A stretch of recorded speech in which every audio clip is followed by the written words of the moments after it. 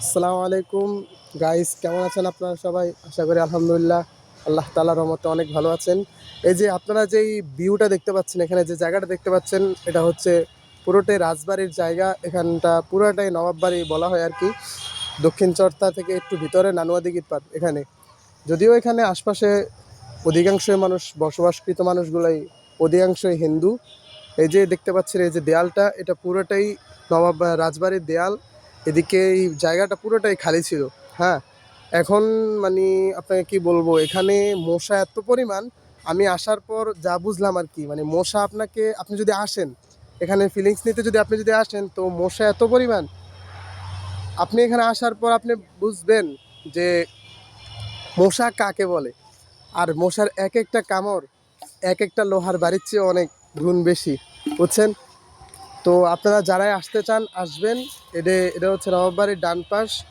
এই যে এটা পুরোটাই মাঠ দেখতে পাচ্ছেন। এই যে এখানে নবাববাড়ির গেট। আর হচ্ছে একটু সামনে চলেন, আপনাদেরকে দেখাচ্ছি। এদিকে রাস্তা, পাশে রাস্তা। এই যে বড় বড় গাছ, এটা পুরোটাই নবাববাড়ির মাঠ। ওই যে এখানে ছেলেবেলারা খেলাধুলা করে বিকালবেলায়।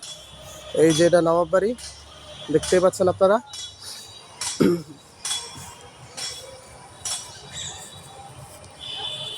এই যে ছেলেমেয়েরা এটা হচ্ছে এই যে সবুজ যে গেটটা দেখছেন গোলাকৃতি করে, এটা হচ্ছে মেন গেট।